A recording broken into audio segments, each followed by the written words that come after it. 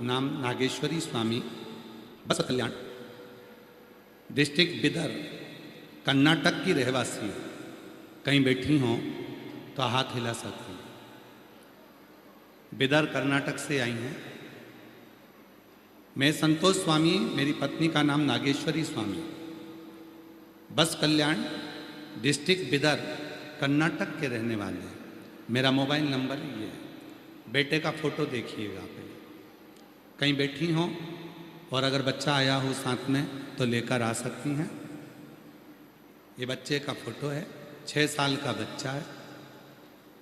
महाराज, एक लोटा जल का मैं क्या गुणगान करूं गुरुजी। मेरा बेटा जन्म से ना बोलता ना चल सकता। हमें बहुत सारे डॉक्टर को दिखाया, तरह तरह का इलाज करवाया, लेकिन कुछ भी फर्क नहीं आया।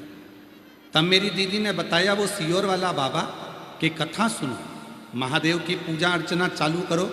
लेकिन मैंने आपकी बात नहीं सुनी और वो मुझे 2024 से बता रही थी कि तुम सीहोर वाले बाबा को फॉलो करो, वो जैसा बोलते हैं वैसा करो। 6 साल का मेरा लड़का हो गया, ना बोलता है ना चलता है। पलंग पर सोया रहता था, हिल भी नहीं पाता था, गंदगी भी पलंग पर करता था। डॉक्टर ने तो कह दिया था ये जिंदगी भर ऐसा ही रहेगा, तुम सेवा करो। पर मेरी दीदी बोली तू एक बार विश्वास तो कर। हम आपको मानते नहीं थे, हमारे घर के लोग आपको नहीं मानते थे। 2024 में मेरी दीदी नहीं मानी तो वो खुद आ गई, घर पर टीवी चालू करी और हमको कथा सुनाने लगी। फिर भी हमारा मन नहीं लगता था, बच्चे को कथा सुनाने लगी। फिर हमारा धीरे धीरे मन लगना चालू हुआ। हम बहुत नज़रअंदाज किए गुरुजी आपको, हम बहुत नज़रअंदाज किए आपको। पत्र में देखो क्या लिखती हैं कि हमने बहुत नज़रअंदाज किया आपको। फिर भी 2025 में आपकी हैदराबाद में कथा हुई, तब मेरी दीदी ने कहा कि तुम्हें चलना पड़ेगा हैदराबाद।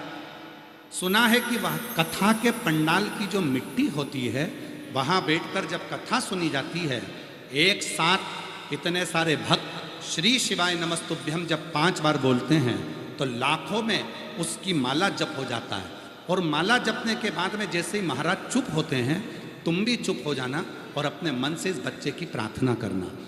जब वो 5 बार मंत्र जपते हैं तो लाखों लोग एक साथ में मंत्र जपते हैं, तो वो मंत्र उसी समय पर सिद्ध हो जाता है और जो मांगो वो मिल जाता है। मेरी दीदी ने जैसा कहा, हम हमारे बच्चे को लेकर हैदराबाद की कथा में पत्नी और दीदी कथा सुनने के लिए पहुंच गए। तब महादेव की पूजा अर्चना चालू की। आपके कहने से रोज गुरुदेव 1 लोटा जल चढ़ाना प्रारंभ करा, मंदिर में झाड़ू पोछा लगाना चालू किया। फिर एक दिन सीहोर जाने का मन किया और सीहोर के लिए रवाना हुए।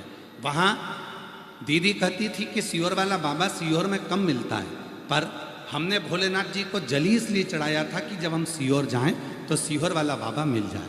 गुरुजी, वहाँ आपके दर्शन हुए।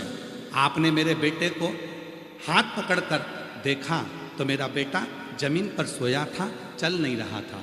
मेरे बेटे को आपने खड़ा करा और आपने हाथ से खड़ा करा, फिर भी मेरा बेटा चल नहीं पाया।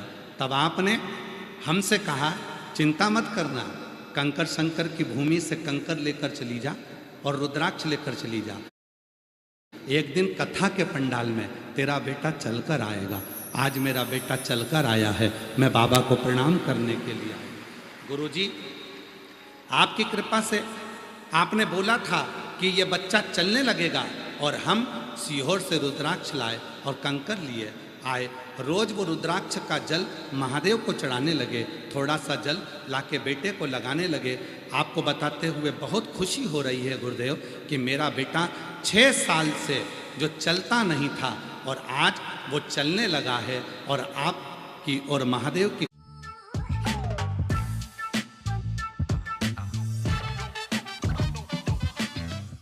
फोटो है, बेटे का फोटो देख सकते हैं।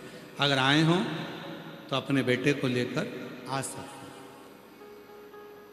और जो जैसी भावना